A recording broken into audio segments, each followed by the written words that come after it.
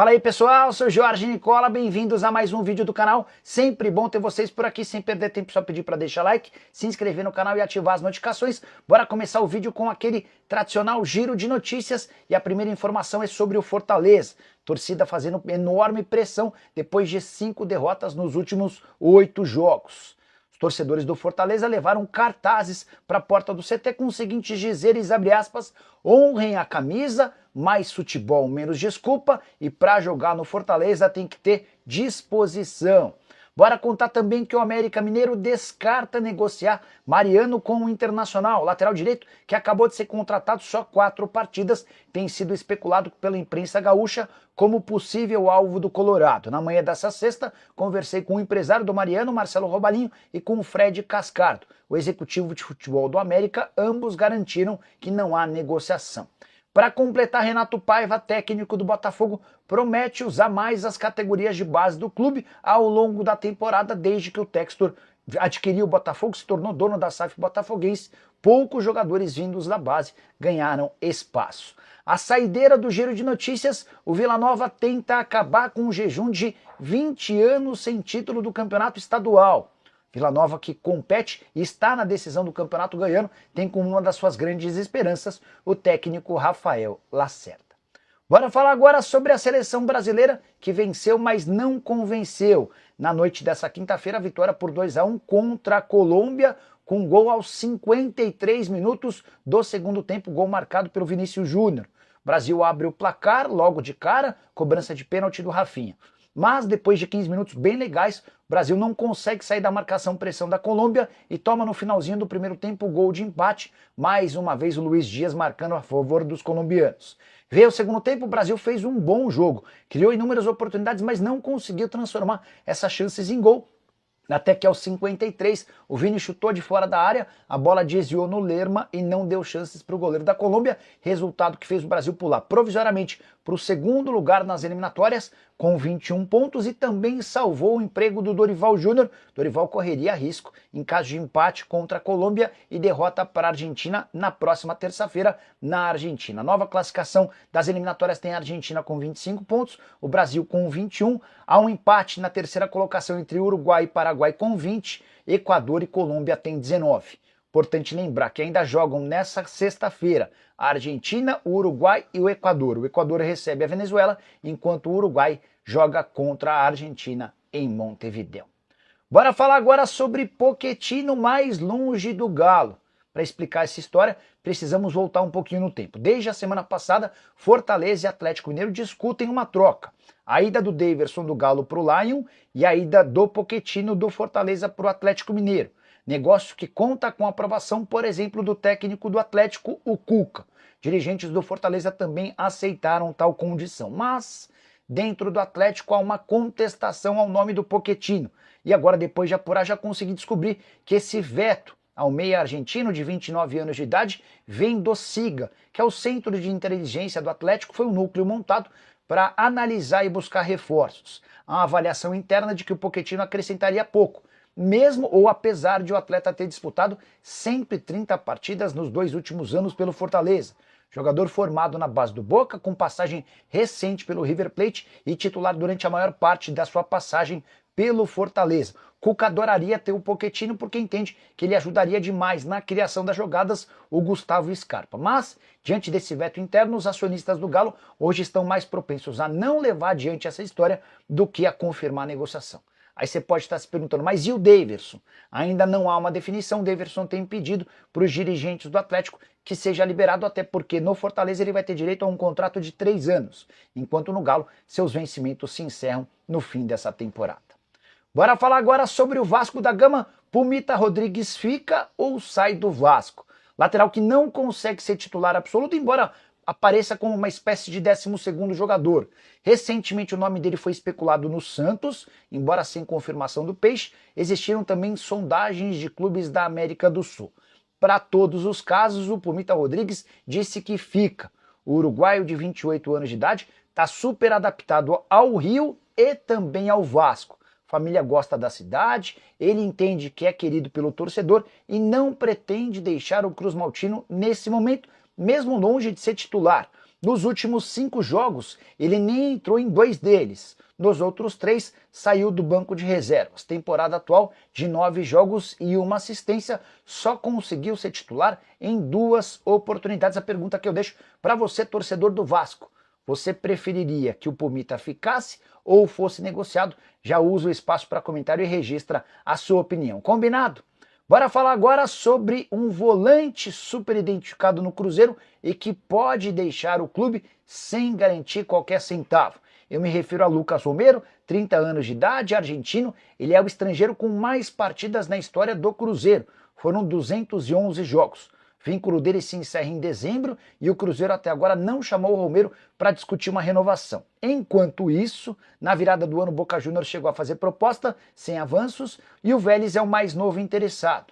O clube argentino pretende fechar um pré-contrato com o Romero a partir da metade do ano para contar com o jogador de graça em 1º de janeiro de 2026. O Cruzeiro não muda sua postura apesar do assédio internacional. A intenção de Alexandre Matos, Leonardo Jardim e companhia é entender como é que o Romero se comporta nas primeiras semanas e meses sob o comando do Leonardo Jardim para, a partir daí, levar essa história adiante. Se o Romero performar bem, o Cruzeiro vai fazer uma proposta de renovação, até porque sabe que o volante argentino vai dar prioridade à permanência em Belo Horizonte. Jogador que já havia passado pela Raposa e que em 2020 sai para jogar no Independente e depois no Leão, recontratado em 2024. Quero falar agora sobre James Rodrigues.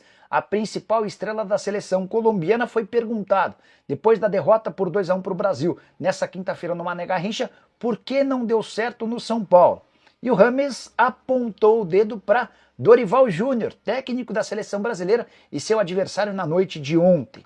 O James disse o seguinte, quando perguntado sobre o São Paulo, abre aspas, por que eu não joguei? Fácil.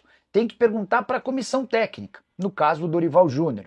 Nunca tive mágoa de ninguém, até falei um pouco com ele e está tudo bem, para mim, assunto resolvido, fecha aspas. Para o torcedor do São Paulo é que esse assunto não está tão bem resolvido, jogador que já jogou apenas 22 vezes, com 2 gols e 4 assistências, salário astronômico, pênalti perdido em decisão, também se recusou a bater um pênalti em uma outra decisão, enfim, passagem para lá de tenebrosa do James enquanto atleta do São Paulo. Nessa mesma entrevista pós-jogo, o colombiano foi perguntado sobre a chance de voltar ao Brasil. Abre aspas para ele, não sei ainda. Agora estou pensando no México, até porque estou muito bem por lá, passando por uma fase legal. É só nisso que eu penso por agora, fecha aspas. A pergunta que eu deixo para você, James Rodrigues caberia no seu clube do coração? Já usa o espaço para comentário e registra a sua opinião. Vale a lembrança de que o Leão, onde o James está agora, vai disputar o Super Mundial de Clubes. Desde que se mudou para lá, ele soma 11 partidas com 2 gols e 5 assistências. Preciso falar agora sobre o Corinthians e 2 jogadores emprestados que custam quase R$1 milhão por mês ao Timão. Aí você deve estar se perguntando, mas Nicola, não foi Augusto Melo que em campanha para presidente assegurou que não emprestaria jogadores de graça e muito menos que pagaria os salários desses jogadores emprestados a outros clubes? Pois é, o tempo passou e o Augusto acabou quebrando essa promessa. E tem hoje Fagner no Cruzeiro e Pedro Raul no Ceará recebendo os salários do Timão. Fagner ganha 500 mil por mês do Corinthians enquanto atleta do Cruzeiro, com a observação de que o Cruzeiro tem como dono um dos caras mais ricos do país, o Pedrinho BH, cuja fortuna estimada está superior a 9 bilhões de reais. Já Pedro Raul, comprado no ano passado de um futebol mexicano, onde tinha no time dele menos gols do que o goleiro Thiago Volpi, que era o goleiro do time dele, o Pedro Raul custou 25 milhões de reais, aquisição dos direitos econômicos, além de 700 mil por mês. No Corinthians não conseguiu performar, até por isso o Timão emprestou o jogador para o Ceará e assumiu 370 mil mensais. Somos 500 mil do Fagner, com os 370 mil do Pedro Raul, e você chega ao valor de 870 mil mês. Essa grana certamente seria suficiente para que o Corinthians contratasse um jogador de peso. Só para lembrar que o Rodrigo Garro, para mim, o maior craque do elenco corintiano, ganha 820 mil mensais. Ou seja, Timão gasta mais com Pedro Raul e Fagner fora do Corinthians do que com o seu principal jogador, o ex-camisa 10, agora camisa 8, o Rodrigo Garro. Só para completar o noticiário alvinegro, contar que Memphis Depay foi titular e atuou por 84 minutos no empate da seleção holandesa contra a Espanha, semifinal da Liga das Nações. Não foi um bom jogo do Memphis, mas de qualquer forma foi titular e só saiu nos minutos finais. Já Carrilho, outro que tem jogando muita bola com a camisa do Corinthians, teve participação decisiva na vitória da seleção peruana por 3-1 contra a Bolívia na noite dessa quinta-feira. Bora falar sobre o Flamengo para repercutir um prejuízo que pode bater até R$500 milhão. Revelação foi feita pelo presidente do clube, o BAP, em reunião do Conselho Deliberativo na noite dessa quinta-feira.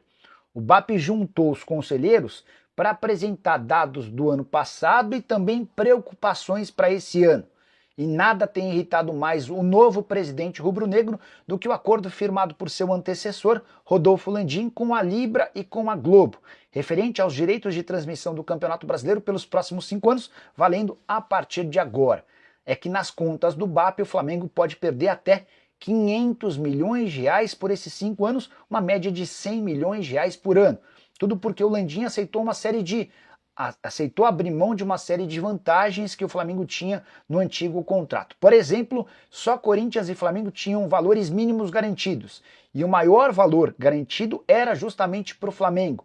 Rubro-negro também perdeu uma série de outras pequenas conquistas, que totalizam esses quase R$500 milhões.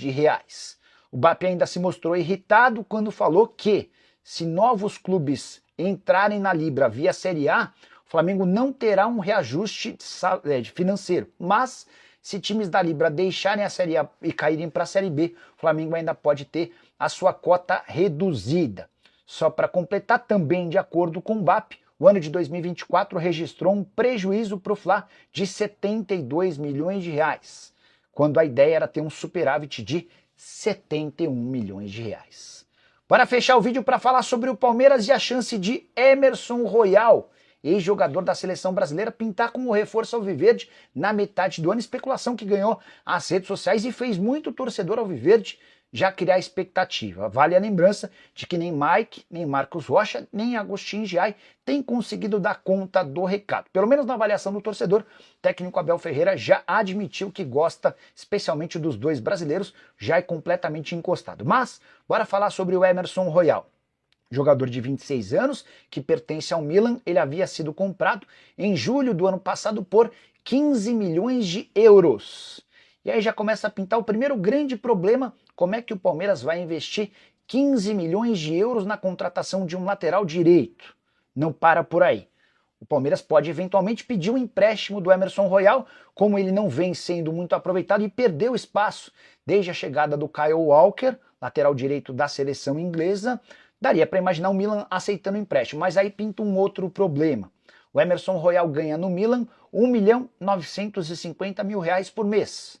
Não dá para imaginar que o Milan vá aceitar emprestá-lo de graça e ainda ajudar com parte dos salários. E dá para imaginar menos ainda que o Palmeiras aceite gastar quase R$2 milhões de salário com um lateral direito. Então, esse é o tipo da negociação que dificilmente vai acontecer. Antes de gravar o vídeo, eu ainda consultei uma fonte alviverde que assegurou que nunca havia ouvido falar sobre Emerson Royal no Verdão.